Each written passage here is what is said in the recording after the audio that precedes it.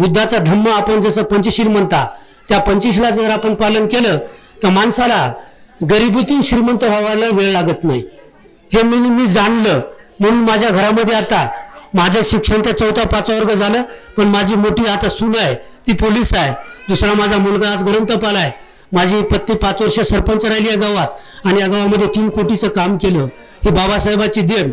आणि या गावामध्ये एक टाईम आपल्याला जेवायला नव्हतं.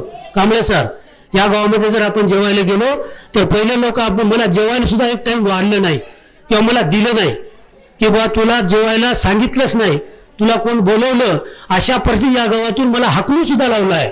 कारण त्या दिवस आणि ते दिवस मला आठवतात आणि ते दिवस मी ते पाहिले. परंतु एक निश्चय केला आणि मी, माझी पत्नी आणि मी नागपूर म्हणून धानेरा सेवाग्राम इथं मी कामाला होतो. तिथं मी फक्त 1000 रुपये महिन्यानं कामाला होतो आणि तिथं सुद्धा काम केलं आणि तिथून दीक्षाभूमीला गेलो. त्यावेळेस अटल बिहारी वाजपेयी 2 मतांनी पडला होता. जे आताचं BJPचं सरकार आहे त्यावेळेस त्या 2 मतांनी, 2च मतांनी का 1 मतांनी अटल बिहारी वाजपेयीचं सरकार पडलं होतं. तेव्हा मी सेवाग्रामला होतो सालाना 1000 रुपये महिन्यानं आणि पत्नी होती. तर तिथून मी दीक्षाभूमीला गेलो आणि दीक्षाभूमीला मी सोहळा पाहिला आणि भंतीजी होते. भंतीजीला पुढे लाखो लोक बसले, आपल्या इथं काहीच नाही. त्यावेळेस माझ्या डोळ्यातून आनंदाचे अश्रू वाहिले आणि पत्नी म्हणत होती की आपण कुठं आलो काय करायलो. तर त्यावेळेस आम्ही ठरवलं की इथून पुढं पत्नीला काही उपवास राहत जात, रविवार मला सोमवार राहत जात आणि देवधर्म पूजले, लोकांच्या जवळ जाऊन बसलो, पण लोकांना आपल्याला कुठं जेवायला सुद्धा वाढलं नाही. पण मी तेव्हापासून माझ्या मनात, माझ्या विचारात महापुरुष तथागत भगवान बुद्धाचे आणि डॉक्टर बाबासाहेबचे विचार आणि तिथून पुस्तक आणले 5. मी ते पुस्तक तिथं ते वाचले आणि तेव्हापासून माझं परिवर्तन झालं. त्यापासून मला कळालं की खरंच आपण आता कुठेतरी चांगल्या मार्गावर येतो आणि मी सर्व हिंदू धर्माची देवदेवता तेव्हा तिथंच त्या सेवाग्रामला आणि त्या दीक्षाभूमीला मी तिथं त्यावेळेस लगे म्हणजे तिथं त्याला श्रद्धांजली दिली आणि तेव्हापासून मी धम्म करायला लागलो. भंतीजीला जाऊन भेटलो आणि भंतीजीने सुद्धा मला तेव्हा स्वीकारलं, आप कुछ करने वाले आहे म्हणे. तर कुठंशी मी नेपाळला इथं बुद्धगया इथं मुक्ती आंदोलन चालू होतं. आजही आपल्या ते बुद्ध मंदिर आपल्या बौद्धाच्या ताब्यात नाही. त्याचे भंतेजी सुरस ससाई यांनी ते आंदोलन छेडलं होतं आणि त्यावेळेस आम्ही दिल्लीला सुद्धा भंतेजी सोबत सोनिया गांधी यांना निवेदन देण्यासाठी तिथं त्या कार्यक्रमाला, त्या आंदोलनात त्यावेळेस सक्रिय टीम गेली होती, पण मी नव्हतो गेलो त्यावेळेस. तरी भंतेजीने मला बोलावलं होतं, पण मी 1-2 वेळा बाहेर फिरलो. तेव्हापासून या गावामध्ये मी समजलं की काही ना काही आपण छोटंसं कार्य करावं आणि त्या कार्यक्रमाच्या माध्यमातून न जाणे एक दिवस आपल्याला असा योग आला की आपल्याला आपली एक सीट निघली SCची राखीव. त्याच्यामुळे आपल्या घरचे लोक सरपंच झाले. या गावामध्ये तुम्हाला पायान जर कुठं काही लागत नसेल ते आपण 3 कोटीचं काम केले 2015 ते 2020 मध्ये. तुम्हाला 150 घरकुल दिलेले आहे. इथं उभं राहायला जागा नव्हती. हे धम्म परिषदेला शेतात होत होती, ते शाळेत हे एवढं विहार बनलं, एवढं जागा घेतली आपण. त्यात म्हणजे एक काय तर बाबासाहेबांनी आपल्याला एक संविधानमध्ये आपल्याला एक लिहून ठेवलं की तुमचे हक्क आणि अधिकार तुम्हाला मिळतात, पण तुम्हाला घेता आले पाहिजे. खरंच आपण ते संविधान वाचलं असतं तर आपले अधिकार आपण सर्वांनी घेतले असते आणि खरं ते घेतले.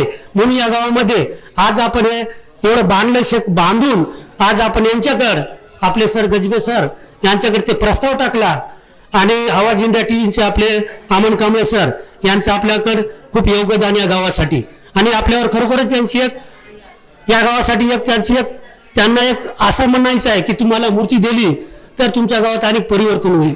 आणि ते अनुषंगानेच आपण आज हा 22 मार्च आजचा बुधवार दिवस आणि सगळ्याचा आनंदमय दिवस म्हणून आपण इथं आज साजरा करतो.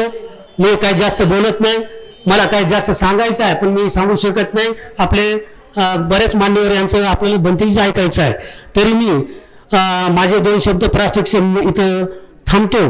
महाकारुणिक तथागत गौतम बुद्ध, परमपूज्य डॉक्टर बाबासाहेब आंबेडकर यांच्या प्रतिमेला त्रिवार अभिवादन. आजच्या कार्यक्रमाचे अध्यक्ष डॉक्टर SK गजबिये सर, आजच्या ह्या धम्म परिषदेला उपस्थित अखिल भारतीय बौद्ध धम्मसेना नायक आर्य नागार्जुन भंते सुरेश साईजी, वंदनीय भिक्षू संघ यांना हार्दिक अभिवादन. उपस्थित पन्हाळा ग्रामपंचायत गाव या गावातील प्रतिष्ठित नागरिक व ह्या कार्यक्रमाचे मुख्य संयोजक सर्वांना माझा जय भीम नमो बुद्धाय. मी रजनीश मेश्राम बँक ऑफ महाराष्ट्रामध्ये सिनियर मॅनेजर होतो. सध्या voice of indigenous people for justice and peace ह्या आंतरराष्ट्रीय मानवाधिकार संघटनेचा मी राष्ट्रीय कार्याध्यक्ष आहे, ज्यांचे अध्यक्ष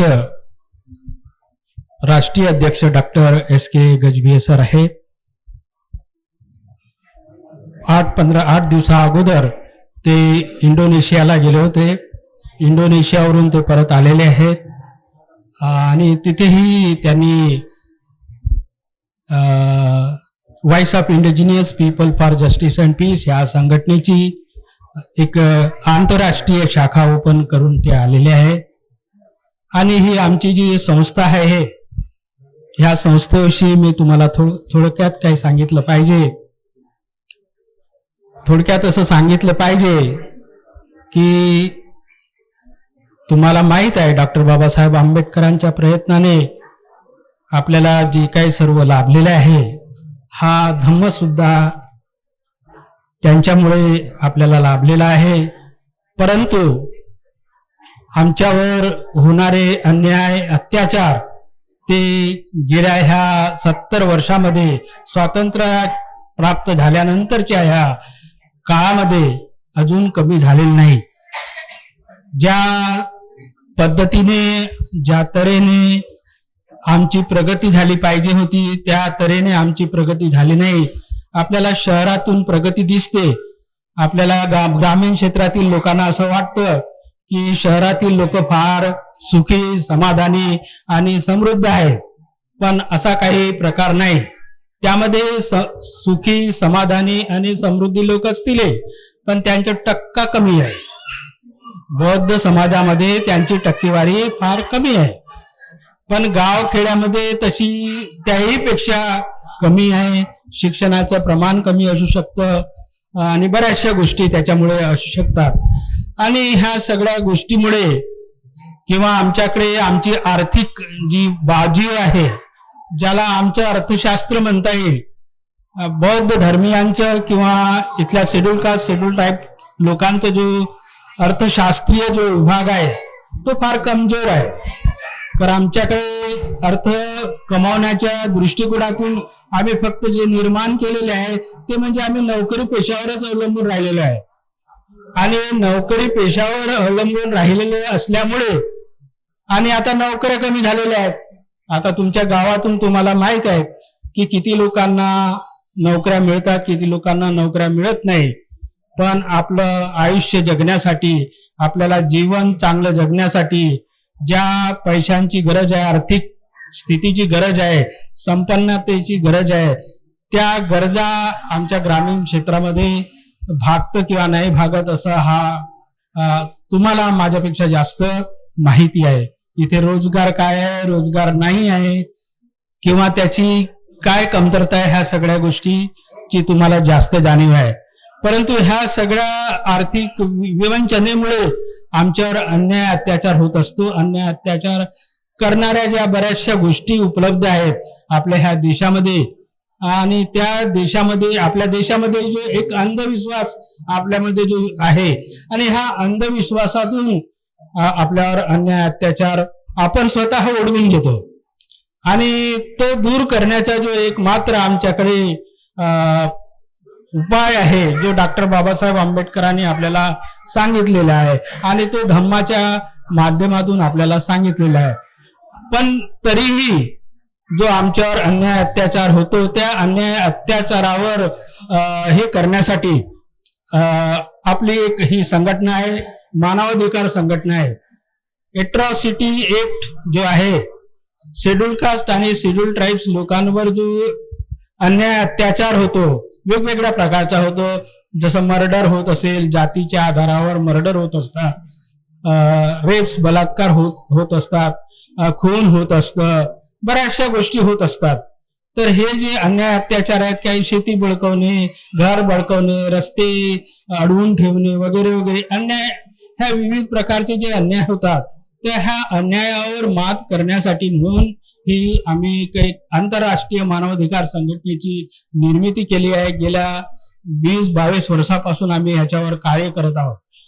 तर ह्या कार्याच्या माध्यमातून ज्या ज्या आमच्या लोकांवर, महिलांवर, पुरुषांवर अत्याचार झालेले आहेत, त्यांना आम्ही सरकारी माध्यमातून बऱ्याचशा गोष्टी मिळवून दिलेल्या आहेत. तर आतापर्यंत आमच्याकडे नागपूरच्या या क्षेत्रामधून ही संघटना पूर्ण देशव्यापी आहे. महाराष्ट्रामध्ये यांच्या निर्णयावर शाखा आहेत, यवतमाळला सुद्धा शाखा आहे, पुसदमध्ये आम्ही निर्माण करण्याचा प्रयत्न आमचा सुरू आहे. तर ह्या शाखांच्या मार्फत आणि नागपूर शहरातून आम्ही जवळजवळ 130-35 जे अन्यायग्रस्त व्यक्ती आहेत त्यांना जवळजवळ 1.5 ते 2 कोटी पर्यंतची आर्थिक मदत सरकारच्या क्षेत्रातून मिळवून दिलेली आहे. मला असं वाटतं की आपल्यावर अन्याय अत्याचार होऊ नये आणि अन्याय अत्याचार न होता हा अन्याय अत्याचार मुक्त आपला देश व्हावा अशी आमची हार्दिक इच्छा आहे. आजच्या ह्या प्रसंगी भंतेजी आहेत, आमचे डॉक्टर S.K. गजभिये सर आहेत, ते तुम्हाला माझ्यापेक्षा अधिक माहिती पुरवू शकतात. मला पन्हाळा या गावातील प्रतिष्ठित व्यक्तींनी बोलण्याची संधी दिली, बोलवली, त्याबद्दल मी त्यांचे धन्यवाद व्यक्त करतो. आणि मी आपले इथे 2 शब्द थांबवितो. जय भीम. धम्माच्या संदर्भातही काम करत असते आणि याच संदर्भात काम करत असताना आज जी इतकी सुंदर मूर्ती तुमच्या विहारात आलेली आहे, त्या विहाराच्या पाठीमागे अनेक लोकांचा सहभाग झालेला आहे. अनेक लोकांचे विचार त्यामध्ये जुडलेले आहेत. जरी आवाज इंडियाचे लक्ष्मीकांत सुदामे यांनी मला सांगितलं असलं किंवा यांनी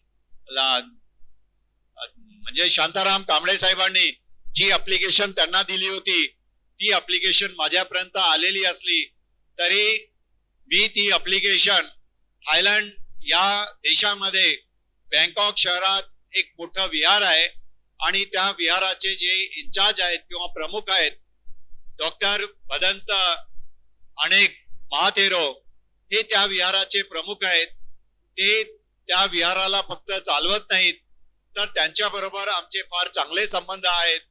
म्हणजे जरी ते भिक्षू असले तरी त्यांच्या बरोबर आमचे मित्रत्वाचे संबंध आहेत.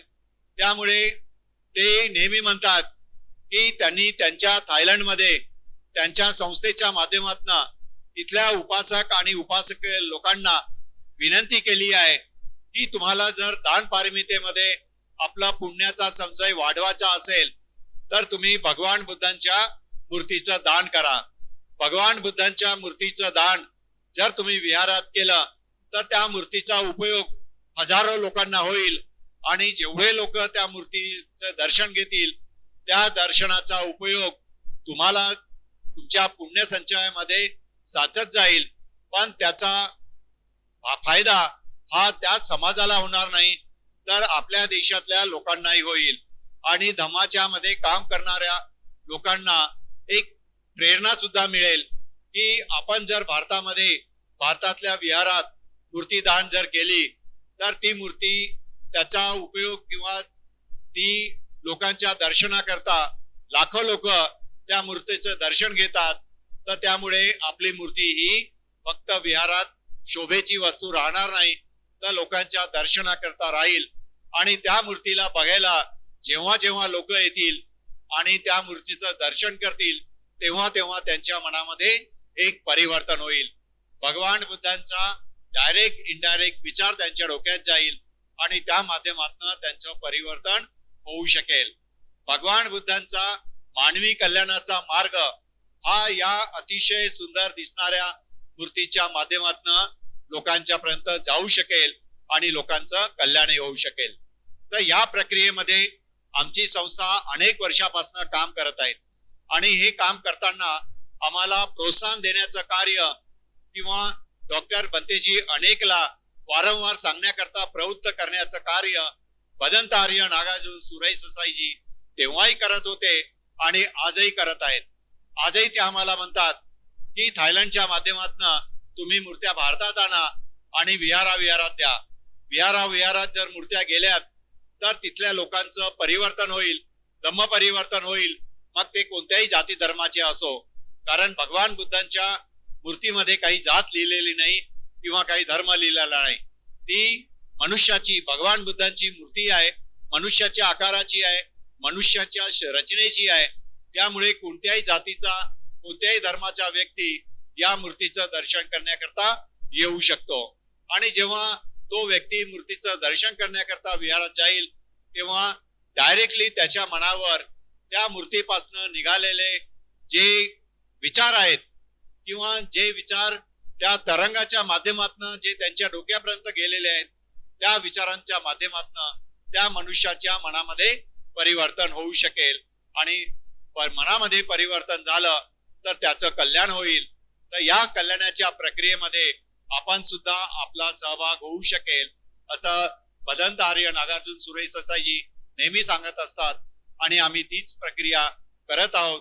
तर तुमच्या विहारांची जी अप्लिकेशन आमच्याकडे आली होती, जे विनंती अर्ज आलं होतं, ते आम्ही थायलंडमध्ये डॉक्टर अनेक बंतेजींना दिलं आणि त्यांनी ते मान्य केलं आणि ती मूर्ती त्या ज्या उपासकांकडनं घेतली त्यांनी जवळजवळ 6 लाख रुपये खर्च करून थायलंडमधनं ही मूर्ती विकत घेतली आणि थायलंडच्या बँकॉक शहरापासनं मुंबईपर्यंत आणण्याचा जो जहाजाचा खर्च आहे तो सुद्धा त्या लोकांनी वहन केलेला आहे. तुम्ही फक्त जे खर्च दिलात मुंबईपासनं नागपूरपर्यंत आणण्याकरता जे कस्टम ड्युटी आहे ते भरण्याकरता व नागपूरपर्यंत आणण्याचा जो ट्रान्सपोर्टेशनचा खर्च आहे तो मात्र तुम्ही अल्पसा खर्च दिलेला आहे. त्याकरता ज्यांनी त्या पैशामध्ये सहभाग दिला असेल किंवा आपली मदत केली असेल किंवा दान दिलं असेल ते सगळे या पुण्य कर्मामध्ये कार्यामध्ये त्यांचा सहभाग झालेला आहे. त्यामुळे ते सुद्धा तेवढेच धन्यवादाचे पात्र आहेत. तर अशा प्रकारे ही मूर्ती थायलंडमधनं निघून भारतामध्ये आली आणि भारतामधनं मुंबईमध्ये आली, मुंबईवरून नागपूरला आली आणि नागपूरवरनं तुमच्या पन्हाळा गावामध्ये आली आणि आज तुमच्या सगळ्याच्या साक्षीने भदंत आर्य नागार्जुन सुरई ससाईजींच्या हस्ते या मूर्तीचं अनावरण झालेलं आहे आणि उद्घाटन सुद्धा झालेलं आहे. आजपासनं ही मूर्ती फक्त तुमच्याकरताच दर्शनाकरता उघडी झालेली नाही किंवा इथे ठेवण्यात आलेली नाही, तर या मूर्तीचं दर्शन घेण्याकरता तुमच्या गावातील किंवा जवळपासच्या गावातील कोणीही व्यक्ती, मग तो कोणत्याही धर्माचा असो, तो इथे येऊ शकतो या विहारात आणि अत्यंत सुंदर मूर्तीचं दर्शन घेऊ शकतो. तर या मूर्तीची जोपासना करण्याची जबाबदारी मात्र या पन्हाळा गावातल्या लोकांवर आलेली आहे. ही सुंदर मूर्ती विराजमान किंवा स्थानापन्न झाली म्हणून झालं असं समजू नका. त्या मूर्तीची देखरेख करण्याची जबाबदारी किंवा हा विहार स्वच्छ ठेवण्याची जबाबदारी, त्या मूर्तीची काळजी घेण्याची आणि त्या मूर्तीची पूर्ण सुरक्षा घेण्याची जबाबदारी ही आता तुमच्यावर आलेली आहे आणि ती मी अपेक्षा करतो आमच्या संस्थेच्या माध्यमातून आणि या कार्यक्रमामध्ये तुम्ही आम्हाला बोलवलं आणि या मूर्तीचा प्रवास कसा झाला हे मी जरी तुम्हाला सांगत असलो तरी आजपासनं ही मूर्ती विहारामध्ये इथे स्थानापन्न झालेली आहे. त्या मूर्तीचं अनावरण झालेलं आहे आणि आजपासनची तुमची मोठी जबाबदारी झालेली आहे. याची काळजी तुम्हालाच घ्यावं लागेल. या मूर्तीला विद्रूप होऊ देऊ नका. या मूर्तीला कुणी काही वाईट याच्यानं हे करेल त्याची काळजी तुम्ही घ्या. स्वच्छ ठेवण्याची काळजी तुम्ही घ्या, म्हणजे दुसरे लोक येतील आणि जेव्हा विहारात येतील तेव्हा ती स्वच्छता आणि सुंदर मूर्तीला बघून त्यांच्या मनामध्ये एक परिवर्तन होऊ शकेल. तर अशा प्रकारे आज या मूर्तीच्या अनावरणच्या कार्यक्रमामध्ये आणि या धम्म परिषदेच्या माध्यमातून हे दोन्ही कार्यक्रम तुम्ही एकत्रित घेतलेले आहेत आणि जरी स्त्रियांची संख्या जास्त असली पुरुषांपेक्षा, तरी स्त्रिया धम्माच्या चळवळीमध्ये आज अग्रेसर आहेत. हे फक्त भारतामध्येच नव्हे तर संपूर्ण जगामध्ये तुम्हाला आम्हाला बघायला मिळत आहे. कारण थायलंडमध्ये सुद्धा जे मूर्ती दान करतात त्या दानदात्यांमध्ये सुद्धा स्त्रियाच आहेत. मोठ्या वेचाने ते दान करतात, मूर्त्यांचं दान करतात, लाखो रुपये खर्च करून मूर्त्या विकत घेतात आणि तुमच्या विहारापर्यंत पाठवतात. त्यामध्ये स्त्रियांचा वाटा जास्त आहे. त्यामुळे धम्माच्या चळवळीमध्ये धम्माला गतिमान करण्याकरता पुरुषांच्या बरोबरच स्त्रियांचा सुद्धा तेवढाच सहभाग आहे. आणि म्हणून आम्ही पुरुषांना धन्यवाद देतो, कारण ते काम करतात म्हणून नव्हे तर त्यांच्या बरोबर हातभार लावण्याकरता स्त्रियांचा किंवा या धम्म चळवळीला गतिमान करण्याकरता स्त्रियांचा सुद्धा तेवढाच सहभाग आहे. म्हणून आम्ही आज इथे जमलेल्या सगळ्या स्त्रियांना सुद्धा धन्यवाद देतो आणि तुमचं अभिनंदनही करतो. महाकारुणिक तथागत सम्यक संबुद्ध परमपूज्य बोधिसत्व डाकवांसकर सम्राट अशोक यांच्या विचाराला मी प्रथम अभिवादन करतो. भदंत आर्यनाम सुरसा आमचे गुरु यांना सुद्धा त्रिवार अभिवादन करतो, पंचामना करतो. सर्व मंचकावर विराजमान भिक्खू संघ बसलेले आहेत. एस.के. गजबे साहेब यांनी आता तुम्हाला मार्गदर्शन केलं आणि त्यांचं काम मोठं महत्वाचं आहे. सर्व श्रद्धावान उपासक उपासिका बालबालिका यांना माहिती गुरु द्यावी. आज पन्हाळा गावामध्ये भगवान बुद्धाच्या मूर्तीचं स्थापना दिवस झालेला आहे आणि त्या अनुषंगाने धम्म संमेलन सुद्धा आज 16 वाजता झालेले आहेत. दरवर्षी प्रमाणे आपण या कार्यक्रमाला आयोजित येतो आणि आज भंतीजी हाताने मूर्तीचा अनावरण सोहळा झालेला आहे आणि आपण सर्व या कार्यक्रमाला उपस्थित झालेले आहेत. बाबासाहेब आंबेडकरांनी आपल्याला सुंदर बुद्धाचा धम्म देऊन आपल्यावर अनंत उपकार केलेले आहेत. आपल्याला जीवन जगताना डॉक्टर बाबासाहेब आंबेडकरांनी म्हटलं होतं, शिका, संघटित आणि संघर्ष करा. आपण आपला हक्क स्वतः कायम ठेवा आणि दुसऱ्याला देऊ नका, असं बाबासाहेब म्हणायचे. जर बाबासाहेब जन्माला आले नसते, तुमचं आणि आमचं काय झालं असतं? गळ्याला गाळग राहिलं असतं, कमरेला झाडू राहिला असता आणि एवढं नीट जीवन जगावं लागलं असतं. पूर्वी काळ तो होता, तो आता येऊ शकते आणि म्हणून आम्ही सावधान झालो पाहिजे की आम्ही डॉक्टर बाबासाहेबांनी म्हटलं होतं की आपलं मत योग्य विचारात दिलं तर समाजाचा विकास होईल, परिवर्तन होईल, बदलाव होईल, नाही तर आपलं जीवन धोक्यात जाईल. आज तुम्हाला चांगलं जीवन बाबासाहेबांच्या परिश्रमातून मिळालं आहे. त्यांनी आपले 4 मुलं मरतानी पाहिले, पत्नीला मरतानी पाहिलं बिमारीने, दवायला पैसे नाही, पण तुम्हाला जगवलं, तुम्हाला स्वाभिमान दिलं, माणूस म्हणून जगण्याचा अधिकार दिला. तो नव्हता तुम्हाला.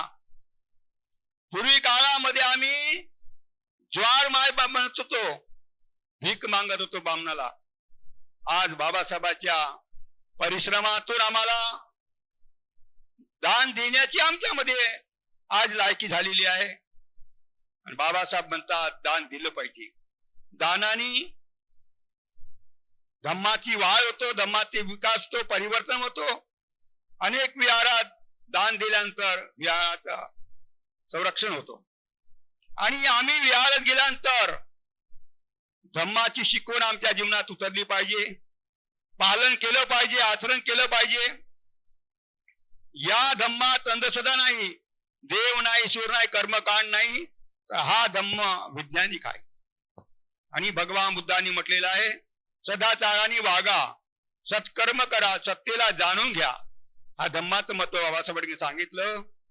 आपण ऐकलं सोडलं याचाच विकास होणार नाही, तर परिवर्तन करणं गरजेचं आहे, आवश्यकता आहे. जर परिवर्तन केलं नाही तर आपला विकास होणार नाही. आणि म्हणून वेळोवेळी बाबासाहेब सांगून गेले, मी तुमच्यासाठी खूप परिश्रमाने या गाळा आणला इथं इथपर्यंत पोहोचवलेला आहे. तुमच्यामध्ये समर्थ असेल त्याला पुढे न्या, समर्थ नसल तर मागही वळू नका, तिथं ठेवा, असं बाबासाहेब म्हणायचे. आणि आज आम्हाला सर्व उपलब्ध सोयी बाबासाहेबांनी दिलेल्या आहेत. चांगले कपडे, चांगलं जेवण, चांगला बंगला, गाडी, मोटर, सर्व वैभव आम्हाला मिळाला आहे. एका महापुरुषाने दिलं आपल्याला. आणि बाबासाहेब म्हणायचे, मी माझ्या समाजाला कधी ठेवणार नाही गुलाम, त्याला स्वतंत्रपणे जगण्याचा अधिकार मिळवून देईल. राज्यघटनेच्या माध्यमातून आपल्याला स्वतंत्र, समता, बंधुत्व, न्याय, समानता दिली.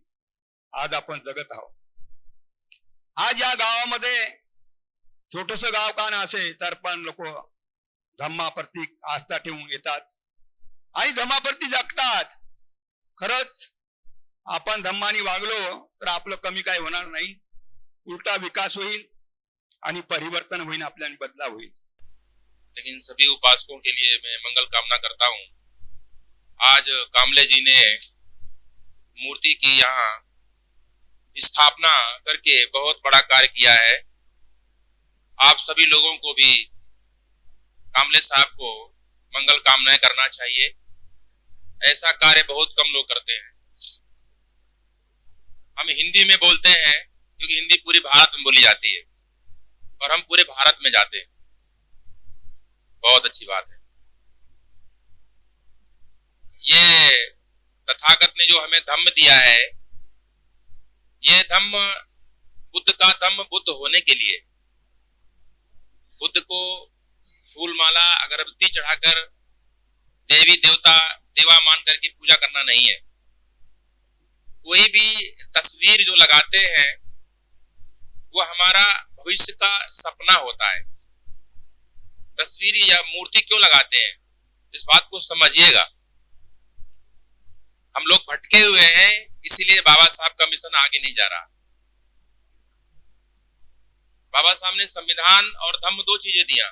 न हम संविधान को संभाल पा रहे हैं, न हम धम्म को संभाल पा रहे हैं. अगर दो को संभाल लेंगे तो हम बहुत आगे दौड़ जाएंगे. हम कम से कम धम्म को संभाल लें, क्योंकि बाबा साहब ने कहा है कि अगर हमने सामाजिक लोकतंत्र का आधार नहीं खड़ा किया, सामाजिक लोकतंत्र का आधार नहीं खड़ा किया, यह राजनीतिक लोकतंत्र ज्यादा दिन नहीं चलेगा. ये सब अधिकार खत्म हो जाएंगे. और सामाजिक लोकतंत्र का आधार क्या है? बहुत सारी संस्थाएं बन रही हैं, लेकिन किसी के पास सामाजिक लोकतंत्र का आधार नहीं है. इसलिए हम न तो राजनीति में सफल हो पा रहे हैं, न समाज में सफल हो पा रहे हैं. जिसकी समाज में पकड़ होती है, उसी की देश में पकड़ होती है. जो अपने समाज पर शासन नहीं कर पाता, वो देश पे शासन नहीं कर पाएगा. जो अपने पड़ोस में शासन नहीं संभाल पाता, वह देश का शासन क्या संभालेगा. बहुत सारी संस्थाएं बनाने से नहीं होगा. समाज पर पकड़ कैसे बनाई जाती है, इसे सामाजिक लोकतंत्र कहते हैं. उन लोगों की पकड़ हम पे आज भी है. हम अपने को बुद्ध कहते हैं, लेकिन हमारे ही लोग उनके ही रंग ढंग में जीते. तो हम ये देखते हैं कि जो प्रतिमा है बुद्ध भगवान की, बाबा साहब की, वो किस लिए है. ये हम मनुवादी तरीके से उसे लगा कर न रखें. जैसे घर में कोई मूर्ति लगाता है किसी पहलवान ब्रूस ली की, तो बच्चे बॉक्सिंग सीखते हैं, जिम जाते हैं. या घर में धोनी की, सचिन तेंदुलकर की, किसी खिलाड़ी की लगा लेते हैं, तो सारा दिन धोनी बनने का प्रयास करते हैं. और घर में अगर हीरो हीरोइन की लगा दी तो 24 आवर हीरो हीरोइन बनने की स्टाइल में रहते हैं. ऐसे अगर हमने ये जो काली, ये दुर्गा लगा के रखते हैं ना, तो हमारी औरतों को भी काली आने लगती है. उसी का प्रयास होने लगता है. चेतना हमारा रूप ले लेती है. जिस आकार जो तस्वीर बनाओगे, ऐसा रूप लेने लगती है. चेतना का एक नियम है, एक प्राकृतिक नियम है. ये समूह सनातनों ने सिखाया गया. वह वही रूप लेगी, आपका मन वही रूप ले लेगा. वो घर में अगर हमने बुद्ध की लगाई तो वही. लेकिन हमको समझना पड़ेगा प्रतिमा क्यों लगी है. हमको वैसा ही बनना है. वो हमारा लक्ष्य है, हमारा सपना है. कोई लड़का आईएएस बनना चाहता है तो आईएएस जैसे लोगों की तस्वीर लगाएगा, उनकी पुस्तकें पढ़ेगा, उनके साथ बैठेगा। जैसे कि शराबियों के पास ही उठता है, बैठता है, सोचता है, उनसे बातें करता है। तो भगवान बुद्ध की मूर्ति क्या है? आपकी सारी दिनचर्या बुद्ध जैसी हो तो ही आप बुद्ध के मार्ग पे चल पाओगे। सिर्फ अगरबत्ती या फूल चढ़ा करके देवा हमको एक लड़का दे दो, हमारी नौकरी लग जाए, ऐसा मानना मनुवादी व्यवस्था। तो आप लोगों को बुद्ध की धम्म को अभ्यास से लेना पड़ेगा, अनुसरण के साथ अभ्यास भी करना पड़ेगा। अब देखिए, बहुत सोचने की बात है, आज हम बुद्ध की दीक्षा लेकर के बुद्धिस्ट होने का प्रयास करते हैं, लोगों को दे रहे हैं। हम लोग चुनाव लड़ा करके अपने नेता राजा बनाना चाहते हैं। एक समय था पूरे भारत में बुद्धमय भारत था, अफगानिस्तान यानी पूरा एशिया बुद्धमय था। हमारा राजा भी था, हाँ, आखिरी सम्राट हमारा, धन दौलत भी सब हमारा था, राजपाट भी हमारा था, धम्म भी हमारा था। तो फिर हार किस में गए? आज हम दीक्षा दे करके फिर राजा बनाकर फिर ना हार जाए, वो क्या चीज है? सोचो, इसमें गौर करिए। हम फिर से उलझे हुए सिर्फ दीक्षा देने में, हम फिर से उलझे हुए सिर्फ राजा बनाने में, नेता पार्टियां खड़ी करने में। पहले भी तो था हमारा ये सब। उस पॉइंट को देखो क्या है, उसी को बाबा साहब ने कहा सामाजिक लोकतंत्र खड़ा करिए। हमारे पास पहले भी सामाजिक लोकतंत्र नहीं था, हमारे पास आज भी सामाजिक लोकतंत्र नहीं है। और हम कहते हैं कि कोई कर जाए, कोई दे दे हमको। भगवान बुद्ध ने आपको राजा बनाया है, सम्राटों का सम्राट बनाया है। दुनिया के सारे देशों के जो शासक बैठते हैं वो बुद्ध शासन के अंतर्गत ही वहां शासन करते हैं। कोई भी देश ले लो, थाईलैंड है, श्यामा है, सुमात्रा है, जावा है, कंबोडिया है, जापान है, भारत, वो उसी के अनुसार है। सम्राटों के सम्राट है बनाया है। लेकिन सम्राट क्या होता है? देने वाला होता है, लेने वाला सम्राट नहीं होता, देने वाला होता है। 1% सम्राट होते हैं, शासक होते हैं, और 99% शासित होते हैं। इसे कहते हैं गुलाम वृत्ति के लोग। उन्हें चाहिए, बाल बग्गो जिन्हें कहा गया है, उन्हें बस चाहिए कहीं से मिल जाए। वो शासक नहीं बन सकते। उन्हें तुम कोई भी धम्म दीक्षा दे दो, बस उसके अनुसरण में थोड़ा अनुशासित हो जाएंगे, लेकिन वो अनुशासित ही रहेंगे, शासक नहीं बनेंगे। बाबा साहब ने वांग्मय में लिखा हुआ है कि सिर्फ 5%, 1% लोग ही नेतृत्व करने वाले होते हैं, यानी शासक होते हैं, बाकी सब पीछे चलने वाले होते हैं। आप सब पर जोर नहीं दे सकते गांव के लोगों पर। गांव में 2 ही 4 लोग होंगे जो इस व्यवस्था को संभाल पाए, बाकी लोग तो आपके पीछे चलेंगे। घर में पिता होता है, घर का शासक पिता है, तो क्या काम करता है? बाकी लोगों के लिए वो सुरक्षा की व्यवस्था करता है, विकास के साधन जुटाता है। खेत का किसान खेत का ज्ञानी है, खेत का राजा है, वो खेत के लिए क्या करेगा? सुरक्षा की व्यवस्था करता है, उसके विकास के साधन जुटाता है। देश का राजा क्या करता है? देश की सुरक्षा की व्यवस्था करता है। सिर्फ धम्म की दीक्षा देने से हम शासक नहीं हो सकते, क्योंकि पहले भी हमने पूरा भारत बुद्धमय था। हमें जिम्मेदारी लेनी पड़ेगी कुछ लोगों को कि हम इस व्यवस्था को संभालें, समाज की व्यवस्था को संभालें। समाज की सुरक्षा और साधन की जो व्यवस्था कर लेता है वही समाज का शासक होता है। यह सामाजिक लोकतंत्र का आधार होता है। लेकिन हम में से बहुत सारे लोग खाली बुद्ध की दीक्षा दे करके सोचते काम हो जाएगा। मेरी समझ से तो ये नहीं होगा, क्योंकि हम पहले भी दीक्षा लिए बगैर बुद्धिस्ट थे।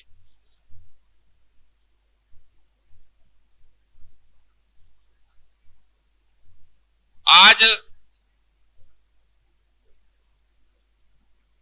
हम लोग ये सोचते हैं कि हमने जय भीम कर लिया, नमो बुद्धाय कर लिया तो हम बुद्धिस्ट हो गए। जय भीम और नमो बुद्धाय करने से बुद्धिस्ट नहीं हो सकते। आदमी की सच्चाई उसकी बातों से पता नहीं चलती। वो जब सुबह उठता है तब उसकी सच्चाई पता चलती है कि जिससे उसको मोहब्बत होती है उसे सबसे पहले याद करता है। सुबह सुबह तुम्हें क्या याद आता है? देखिए, सुबह सुबह जो सरदार लोग होते ना, उन्हें अपना गुरु याद आता है। बिस्तर में वाह गुरु तेरे नाम से सबका भला हो याद आता है। बाड़ी मन से विचार करते हैं, बाड़ी से बोलते हैं और करने के लिए गुरुद्वारे में पहुंच जाते हैं। वहां साफ सफाई करते हैं, झाड़ू मारते हैं, थाली धोते हैं, जूते साफ करते हैं और बड़ी श्रद्धा से खुश होते हैं। मुसलमान भी सुबह सुबह सबके लिए दुआ करता है, ये भी मनवादी भी करते हैं। 5 बजे हमारे बुद्ध विहार खाली पड़े हैं, वहां बुद्ध वंदना तक नहीं है, लाउड स्पीकर से कोई आवाज उठाने वाला नहीं है हमारी समाज की। बुद्ध विहार गंदे पड़े हुए हैं, कोई झाड़ू मारने वाला नहीं है। अपने अपने घर देखते हैं लोग, जब भीम बोलते हैं ना होता है अपना अपना संडास, अपना अपना बाथरूम, अपना अपना किचन सब देख। सामूहिक व्यवस्था बनाइए। बुद्ध का शासन संघीय व्यवस्था है, यही शासन है। जब तक आपका सामूहिक भोजनालय न हो, यहाँ सामूहिक वाचनालय न हो, आपका सामूहिक स्नानागार न हो, आपका सब कुछ सामूहिक व्यवस्था बनाइए आप लोग। सामूहिक जीवन जीना ही बुद्ध का। बुद्ध होने से ही धम्म होगा, ऐसे धम्म नहीं आ सकता। और धम्म होने से ही संघ होगा, ऐसे संघ भी नहीं बनेगा। और संघ होने से ही सुख होगा, ऐसे सुख भी नहीं आएगा। अगर सुख नहीं है तो आप में संघ नहीं है, एकता नहीं है गांव में। और अगर संघ नहीं है तो आप में धम्म भी नहीं है। जय भीम और नमो बुद्धाय कहने से धम्म नहीं होगा। आप में संघीय व्यवस्था हो जीने की, एक साथ रहना, खाना, उठना, बैठना एक साथ संघीय हो जाए। ये गवर्नमेंट क्या कर रही है हमारी, जो बुद्धिस्ट कंट्रीज में सामूहिक व्यवस्था है। जापान में बंदे जी खुद बैठे, वहां छोटे बच्चों को माताएं नहीं पालती, वहां पालन घर होते हैं।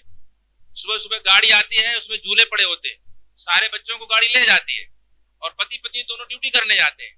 शाम को गाड़ी भी छोड़ जाती है, जो छुट्टी होती है, बच्चे उनको फिर मिल जाते हैं। और यहाँ तो एक बच्चे के लिए दादा भी, दादी भी, माता भी, पूरा परिवार लगा हुआ है। एक व्यक्ति कमाने वाला है और बाकी सब खाने वाले। ऐसे ही तो है ना। तो सामूहिक व्यवस्था पैदा करो। उसका क्या है, भगवान बुद्ध ने वज्जियों के लिए अजातशत्रु ने जब भेजा एक अपने दूत को, तथागत से पूछ कर आइए कि हम क्या वज्जियों पर आक्रमण करें, क्या उन्हें जीत सकते हैं? क्योंकि आज तक कोई वज्जियों को जीत नहीं पाया और मैं अजातशत्रु राजा सबको जीत चुका। यही एक राजा जो वज्जियों का है, उसको जीत नहीं पा रहा हूं, निष्कंटक राज्य हो जाए मेरा। तो भगवान बुद्ध ने यही कहा, क्या हुआ है, निश्चित समय पर अनिवार्य बैठकें सम्मत के लिए निर्णय हेतु करते हैं। उसने कहा हाँ, वह निश्चित समय पर अनिवार्य बैठकें सम्मत से निर्णय लेकर करते हैं। तो भगवान बुद्ध ने क्या कहा, तो उन्हें तुम हरा नहीं पाओगे। तो ब्राह्मण बड़ा उत्सुक हुआ और पूछने लगा, आंसू बहाने लगा। तब तथागत ने कहा, क्या उस निर्णय में महिलाएं भी बराबर की भागीदार होती हैं? उसने कहा हाँ, उनके निर्णय के बगैर कोई भी बात पास नहीं होती। तो बोले तब तो जीत ही नहीं पाओगे। फिर कहा उसने, तो उन्होंने कहा, क्या अरहतों की अपने रक्षा करते हैं, चैत्यों की वंदना की, सत्यों की वंदना करते हैं? तो बोले फिर तो जीत ही नहीं पाओगे। तो अगर आप 3 बातें अपना लीजिए, ऐसे 7 बातें बताई उन्होंने, 3 बातें ही अपना लो आप लोग कि निश्चित बैठक करो पूर्णवासियों के यहाँ। और हमारा व्यापार मंडल कैसे बढ़े, निर्णय कौन लेता है? निर्णय लेने वाले 4 बनिया और हम गुलाम। बाजार में से आप चावल लेके आइए, शक्कर लेके आइए, उसने बोला 45 रुपए केजी है। 2 घंटे बाद जाइए और बोलेगा 50 रुपए केजी है। आप पूछे क्यों बढ़ा दिया, तो क्या बोले, व्यापार मंडल का निर्णय आया हुआ है। 2 बनिया ने निर्णय लिया व्यापार मंडल की एक कमेटी बना के, और सब गुलाम पूरा देश। 2 ब्राह्मण ने निर्णय लिया धर्म मंडल की बैठक करके कि पत्र में लिख दिया कि 2 सावन पड़ेंगे, इस महीने में शादियां पड़ेंगी, पूरा भारत गुलाम। तो आप लोग निर्णय नहीं लेते, जो निर्णय लेता है वही राजा होता है। बच्चे निर्णय नहीं ले पाते इसलिए मांगता कौन है, जो निर्णय नहीं ले। बुद्धिस्ट हो तो बुद्धि का उपयोग क्यों नहीं करते हो आप लोग? बुद्धिस्ट वही है जो बुद्धि का उपयोग करे, और बुद्धि का उपयोग सिर्फ 3 बातों के लिए होता है। आपका तन है, यानी हमारा बल कैसे बने, आपका मन है, यानी हमें गुण धम्म कैसे आए, और आपका धन है, हमारे पास धन कैसे आए। जिसके 3 लक्ष्य नहीं है, धन बल और ज्ञान, धन बल और धम्म, 3 लक्ष्य नहीं है, वही शूद्र है, वही त्याज्य है। बुद्ध भी कहते हैं त्याज्य है ये। उसकी रुचि नहीं है, उसकी रुचि न धम्म में है, न उसकी रुचि धन में है, और न उसकी रुचि बल में है। ये आपका संकल्प होना चाहिए। बनिया सुबह याद करता है कि मुझे बैठक में बैठना है, ब्राह्मण भी याद करता है मुझे वहां जाना है, और क्षत्रिय भी याद करता है मुझे राजपाट। आपको क्या संभालना होता है? सुबह दारू की बोतल, रात की बच्ची वाली किधर गई, भाई लोगों को चूल्हा चौका। जब तक आपको यह संकल्प न हो और सुबह आपको ये 3 बातें याद ना आए, तब तक आप बुद्धिस्ट कैसे हुए? आप निर्णय लेते ही नहीं है।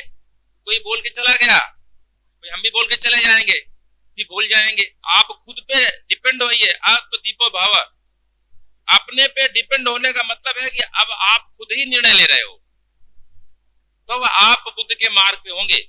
जो बुद्धि का उपयोग नहीं करता है, सिर्फ किसी की बातों पे लग जाता है, वो बुद्धिस्ट कैसे हो सकता है?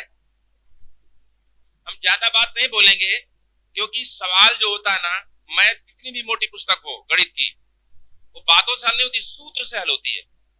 तो बहुत ज्यादा बोलने से कोई फायदा नहीं। बुद्ध ने कहा जीवन भी सूत्र से हल होता है, और जीवन का सूत्र सिर्फ 3 बातों पे है, धम्म, धन और बल। 3 चीजें नहीं है बुद्ध शासन में, ये 3 चीजें है।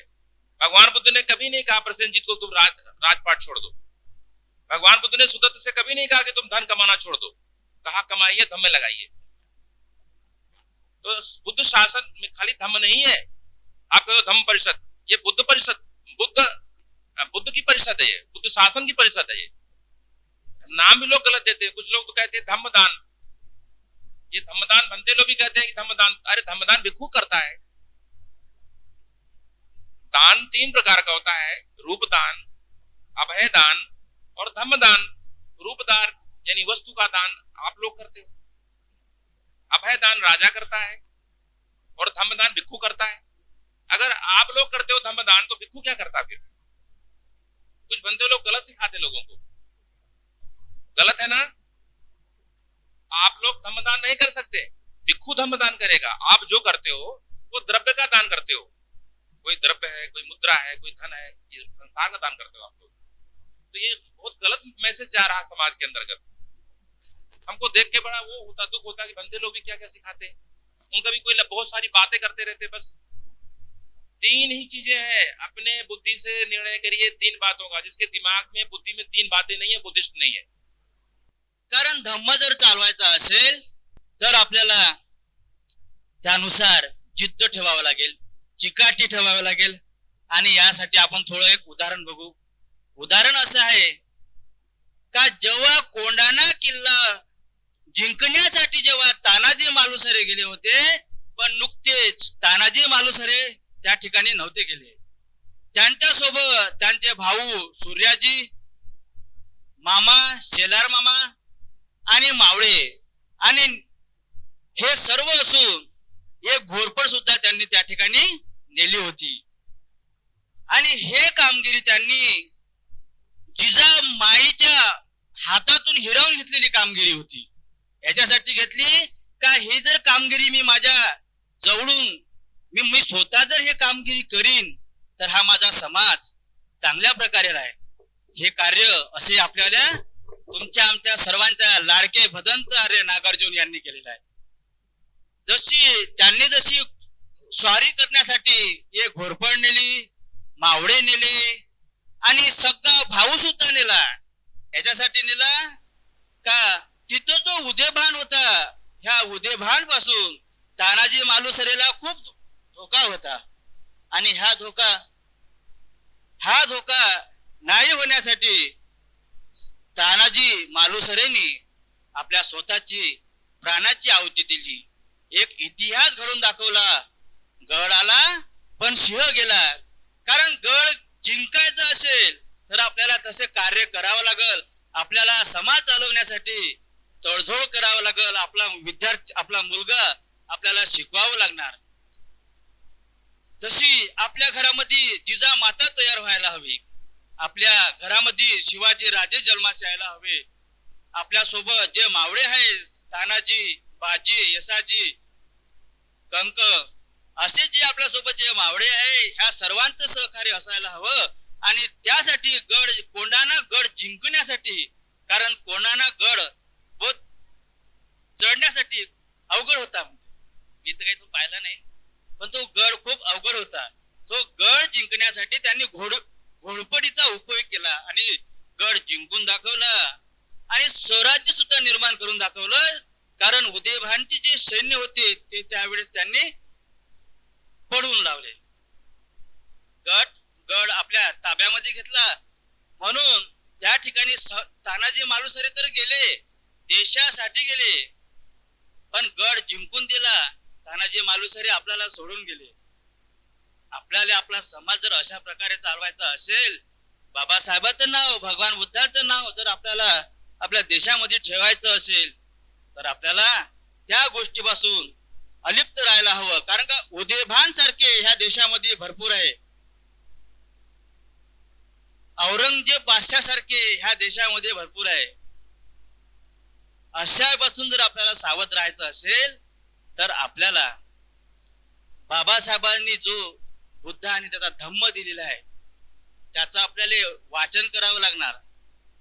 भगवान बुद्धाने जे शांती दिलेली आहे या मानवांच्यासाठी, म्हणजे या मनुष्यासाठी, कारण ही शांती सुद्धा एक खूप महत्वाची आहे.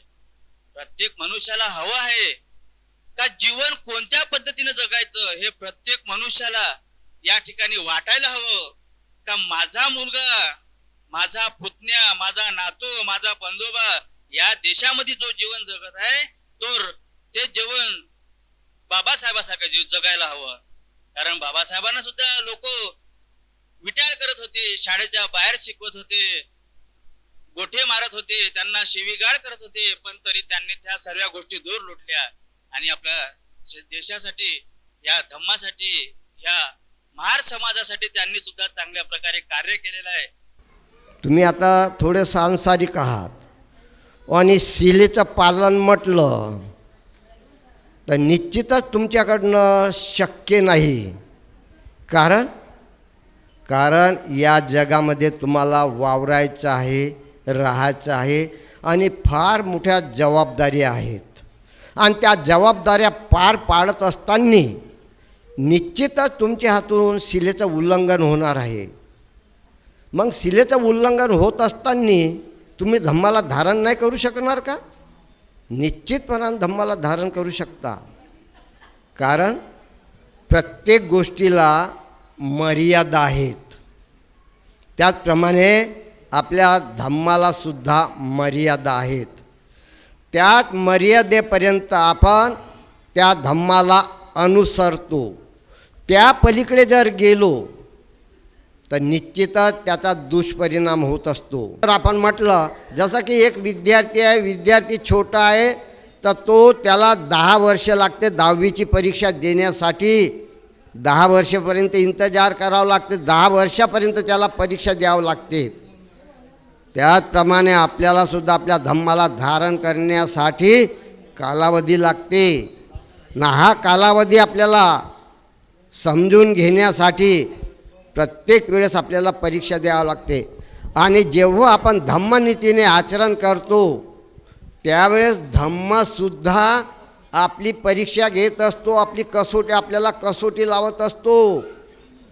त्यावेळेससुद्धा आपल्याला स्थिर राहायचं आहे, समजायचं आहे की मी धम्माला धारण करून राहिलेलो आहोत, त्यामुळे ह्या अशा प्रकारच्या माझ्या जीवनामध्ये अडथळे येऊन राहिलेले आहेत.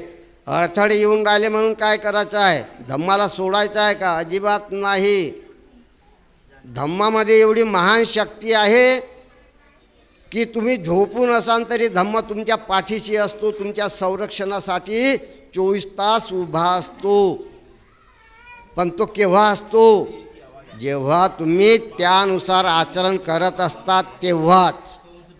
नाही तर धम्माच्या ठिकाणी आपण आपल्या ठिकाणी आहो.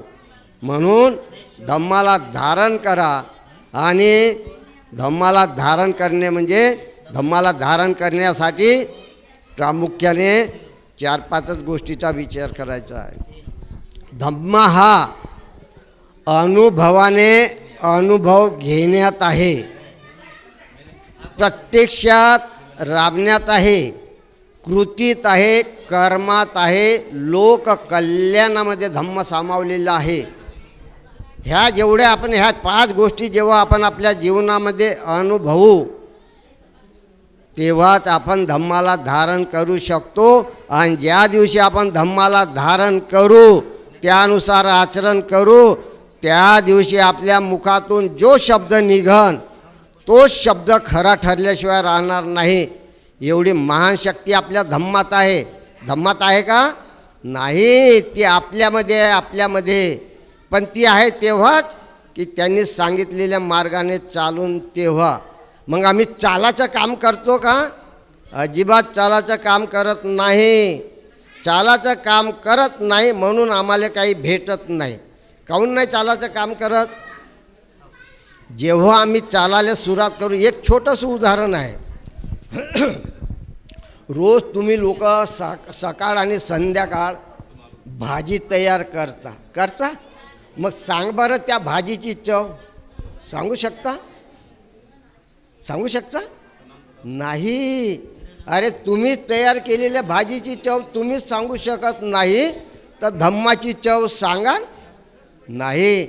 पण त्या सब्जीले जेव्हा आपल्या जिभेवर घेऊन चाकता, तिचा अनुभव घेता, त्यावेळेस निश्चितपणानं सांगता की मी तयार केलेली सब्जी खारट झाली आहे, गोड झाली, आंबट झाली, तिखट झाली. केव्हा सांगितलेलं आहे? जेव्हा तुम्ही त्या सब्जीचा अनुभव घेतला तेव्हा, त्या अगोदर नाही. तर तुम्ही धम्माची चव सांगू शकाल, पण त्याच वेळेस सांगून की जेव्हा तुम्ही त्या धम्माला धारण कराल, शिलेनुसार आचरण करा, तेव्हा निश्चितपणानं सांगा की बाबा, अरे या माझ्या धम्मामध्ये या साखरेचीच गोडी नाही, तर ज्याला अमृत म्हटलेलं आहे आणि अमृतच नाही तर अमृताच्याही पलीकडची गोडी निश्चितपणानं आमच्या धम्मामध्ये सांगितलेलं आहे. असं हमखास सांगा. केव्हा सांगा? त्यांनी सांगितलेल्या मार्गाने चालून तेव्हा.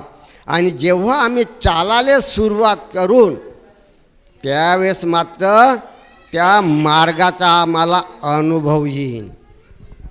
जसं की तुम्ही म्हटलं की भंतीजी आता तुम्ही नागपूरला निघून जाऊ शकता. ठीक आहे, आम्ही निघून.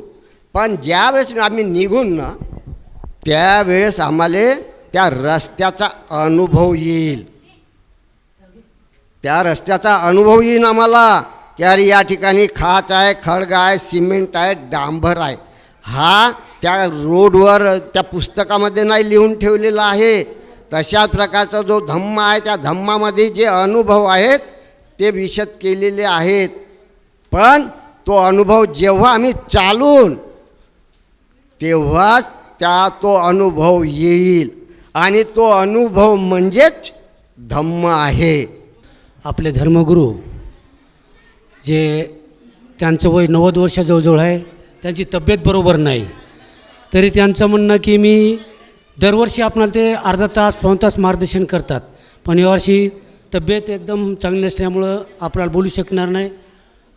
तर आपल्याला भेटले, आपल्या कार्यक्रमाला आले, आपल्या कार्यक्रमाची शोभा वाढवली. आणि एवढे मोठे जे धर्मगुरू आपल्या छोट्याशा गावात आले, हे आपलं भाग्य समजावं. आणि याच्यानंतर आभार प्रदर्शन करण्यासाठी आम्ही राहुल उंद्रे ग्रामविकास अधिकारी साहेब शेलू यांना मी बोलवतो.